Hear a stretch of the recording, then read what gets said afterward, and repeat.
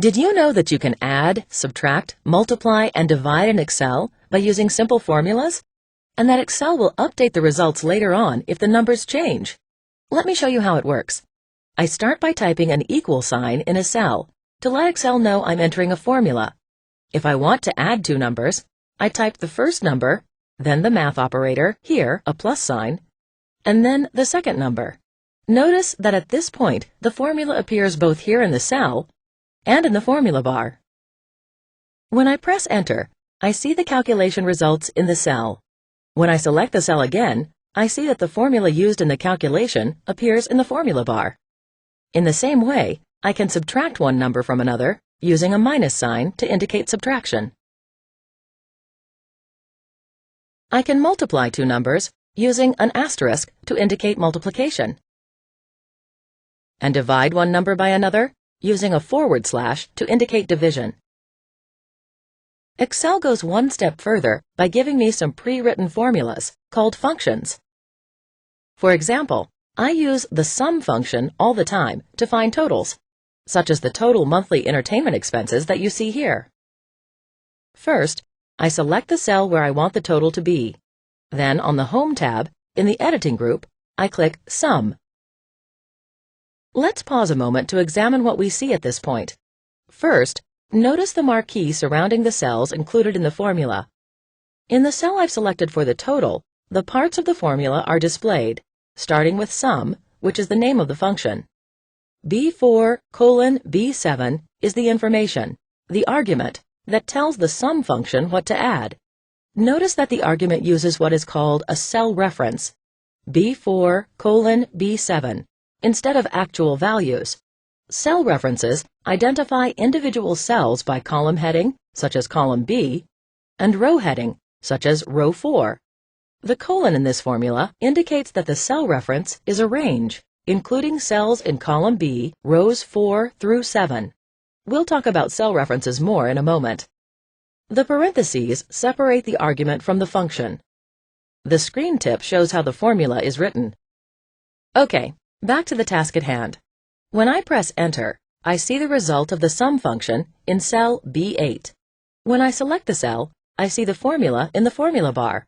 Although that didn't take much effort, sometimes it's easier to copy a formula rather than create a new one. For example, to get the total expenses for February, all I have to do is copy the formula I created for January.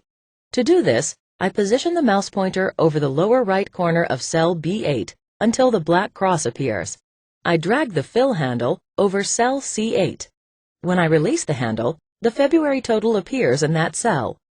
If I click the February total, I can see in the formula bar that the cell reference automatically changed to column C instead of column B.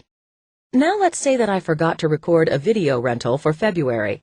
I click cell C5 containing the February video rental total and type an equal sign, the original entry, a plus sign, and the additional amount.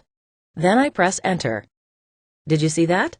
Excel automatically updated the total for the month from $126.92 to $130.92. That's because the formula used cell references rather than actual values. If I had used actual values instead of cell references in the formula, I would need to update the total manually whenever I changed a cell value.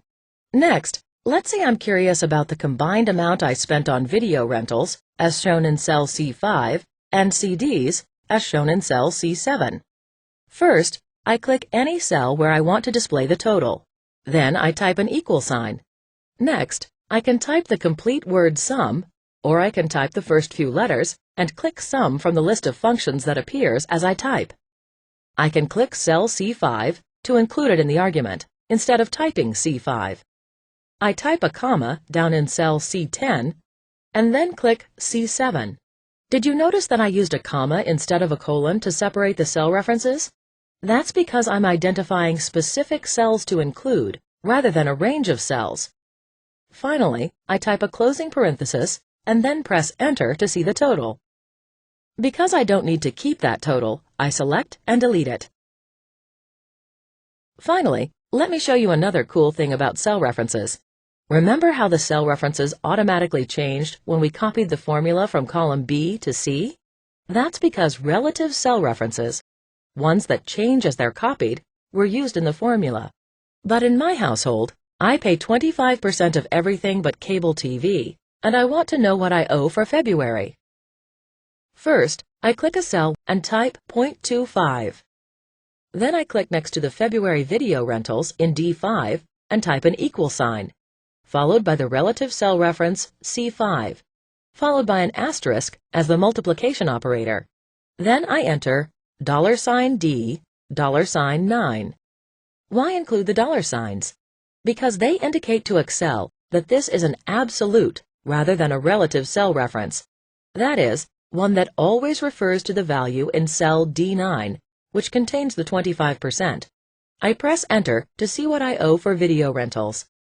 Then I drag the fill handle to copy the formula to rows 6 and 7 and see what I owe for movies and CDs. When I click any of these cells, you can see in the formula bar that the first cell reference, which is relative, changes, and the second cell reference, which is absolute, does not. I use many Excel functions besides sum to simplify the process of entering calculations. For example, if I want to know the average cost of all entertainment for January and February, I select the cell next to the February total. On the Home tab, in the Editing group, I click the Sum Down arrow this time, instead of the Sum button. From the list of handy functions shown, I click Average. I press Enter, and Excel displays the average cost in the cell. No. I guess it displayed some hash marks instead. No worries. That just means the cell's too narrow to display the results of the calculation. If I drag a column boundary to widen it, I see the results I was expecting. Before we finish, let me point you to a plethora of functions to explore on your own. Just click the Sum Down arrow and then click More Functions. You can choose a category first to narrow the list. When you select a function from the list, it is described briefly here, and you can click Help on this function to find out what you need to know. You pick the function and let Excel do the work.